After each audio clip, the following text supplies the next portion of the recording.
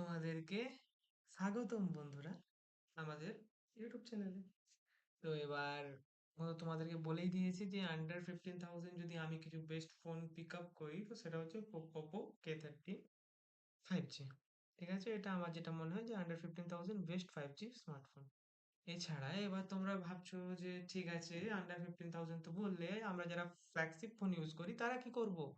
তো যারা flagship phone use করো তাদের জন্যই এই ভিডিওটা।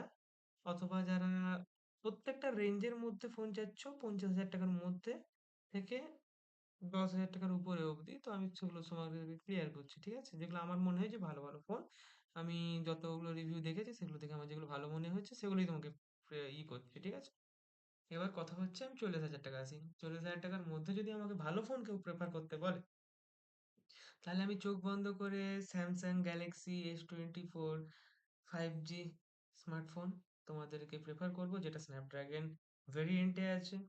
এটা তোমরা যদি অফার টফার লাগাও তাহলে তোমরা এটাকে 39,000 টাকার মধ্যে পেতে পারো। ঠিক আছে, মানে 38,999 টাকা, যেটাকে 39,000 টাকা বললেও কোনো ক্ষতি হয় না। তো তোমরা ওটাতে পেতে পারো, অ্যাপ্লাই করতে পারো যদি তোমাদের নেওয়ার ইচ্ছা থাকে। ঠিক আছে, এবার কথা হচ্ছে দাদা, 40,000 তো বলে দিলে, এবার তার নিচে কিছু বলো, নাহলে আমরা কি করে বুঝবো? ঠিক আছে, তো আমি বলছি। এবার কথা হচ্ছে, এবার তোমরা কোন ফোন দেখবে?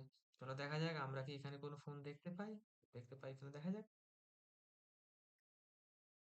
এবার কথা হচ্ছে কি কি অফার চলছে সেগুলো দেখো ভালো করে। ঠিক আছে, এবার কথা হচ্ছে তুমি 30,000 টাকা, 30,000 টাকা যদি তোমার বাজেট হয়, 30,000 টাকার মধ্যে আমাকে যদি কেউ বলে থাকে S24 FE, তো ভালো ফোন, নট খারাপ ফোন না। 30,000 টাকার মধ্যে S24 FE আমার মনে হয় যথেষ্ট ভালোই ফোন, কোনো ক্ষতি হবে না নিলে। ঠিক আছে, এছাড়া এবার কথা হচ্ছে, তুমি এবার 30,000 তো হলো দাদা, এবার 25,000 টাকার মধ্যে তাহলে ভালো ফোন কি?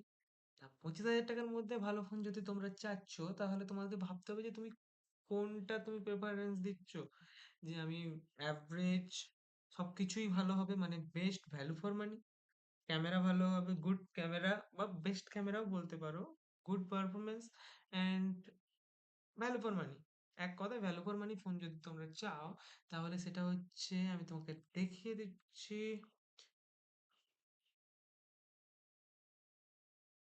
Nothing phone 3। এই ফোনটা হচ্ছে বলতে পারো এক কথায় best value for money 5G phone, যেটা তুমি টিল 25,000 টাকার মধ্যে পেয়ে যাবে। এবার যদি তোমরা এটাও বলো যে কিভাবে পাবো, এখানে তো দেখা যায় 30,000 টাকা, তো এখানে অফার লাগাও, অফার লাগালে নিশ্চয়ই পাবে। ঠিক আছে, এখানে বিভিন্ন রকম অফার আছে। তুমি একবার হচ্ছে 128 জিবি যখন চুজ করবে তখন দেখবে এটা 8,000 টাকার মধ্যে হয়ে গেছে। এবার দেখো এখানে লেখাই আছে এক্সট্রা 5,000 টাকা অফ, সেটা কিভাবে লাগাবে, ব্যাংক ডিসকাউন্ট আছে, এছাড়াও এক্সচেঞ্জের জন্য ডিসকাউন্ট আছে, সেগুলো তোমরা দেখে লাগিয়ে নিও, লাগালে পেয়ে যাবে। ঠিক আছে, তো বাকি না কথা বলে আমি যাই আমার ফ্রন্ট পেজে, বাকিদের করতে হবে না কারণ 35,000 আটকে আছে।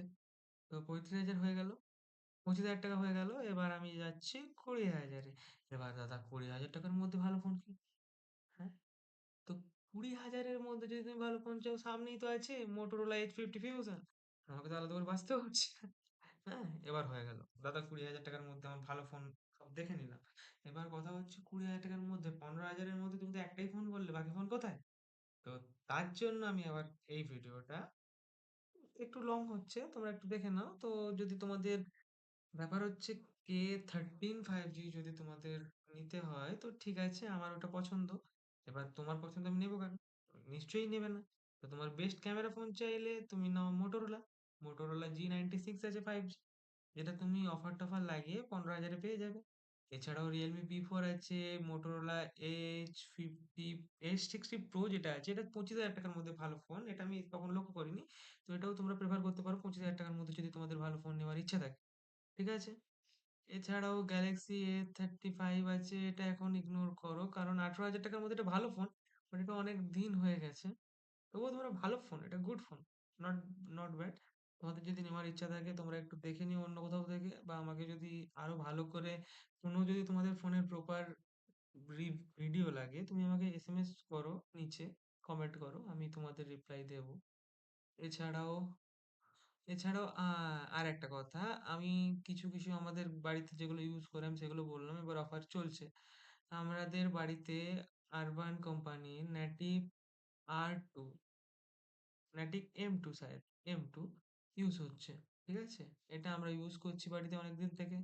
আমি নিয়েছিলাম আই থিংক 14,500 এ, আজ থেকে ১ বছর আগে। আমাদের দারুণ চলছে। তো তোমাদের যদি মনে হয়ে থাকে যে ফিল্টার নেবো, তোমরাও এটা দেখতে পারো। আরবান কোম্পানির নেটিভ M2। আর যদি ফ্রিজের দরকার হয়, এই ফ্রিজটা ভালোই চলছে। আমি এটা ওয়ার্লপুলের 5 স্টার এলইডি রেটিং এরকম কিছু একটা হবে। আমার ঠিক জানা নেই এটার ব্যাপারে। তোমরা যদি জেনে থাকো তো কমেন্ট করো। এই ফ্রিজটাও নিতে পারো, এটাও ভালো। ঠিক আছে? তো বন্ধুরা, ঠিক আছে, প্লিজ, একজন বাঙালি ইউটিউবার হিসাবে তোমাদের কাছ থেকে রিকোয়েস্ট করছি, যদি তোমাদের ভিডিওটা ভালো লেগে থাকে প্লিজ লাইক শেয়ার সাবস্ক্রাইব করো, আর পাশে থেকো, ব্যাস। আর যদি এরকম ইনফরমেটিভ ভিডিও যদি তোমাদের দেখার ইচ্ছা থাকে বা যদি ভালো লেগে থাকে তাহলে প্লিজ করো। আর দেখতে দেখতে এক্ষুনি একটা কথা মনে পড়লো, এই দেখো, যেমন তোমার H50 Fusion তো বলেছিলাম 18,000 টাকা 19,000 টাকার মধ্যে ভালো ফোন। এবার তোমাদের যদি 20,000 টাকার মধ্যে স্টিল থাকে যে আমি 20,000 টাকার মধ্যে ভালো ফোন নেবো, নাথিং ফোন থ্রি এ ভালো ফোন, চোখ বন্ধ করে নাথিং ফোন থ্রি এ ভালো phone. Nothing phone three a pro আর নাথিং ফোন থ্রি এর মধ্যে খুব একটা যে ডিফারেন্স আছে ওরকম কিছু নেই, কয়েকটা ক্যামেরা সেন্সারেই শুধু ডিফারেন্স আছে, আর কিচ্ছু নেই।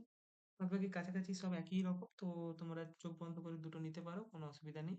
নাথিং ফোন থ্রি যদি তোমাদের নাথিংই নেওয়ার ইচ্ছা থাকে, নাথিং যদি নেওয়ার ইচ্ছা থাকে, যেহেতু 80,000 টাকায় লঞ্চ করেছিল, তো এই সেলে তোমরা চাইলে নাথিং নিতে পারো। তো টাটা, গুড নাইট, ভালো থেকো সবাই, আবার দেখা হচ্ছে।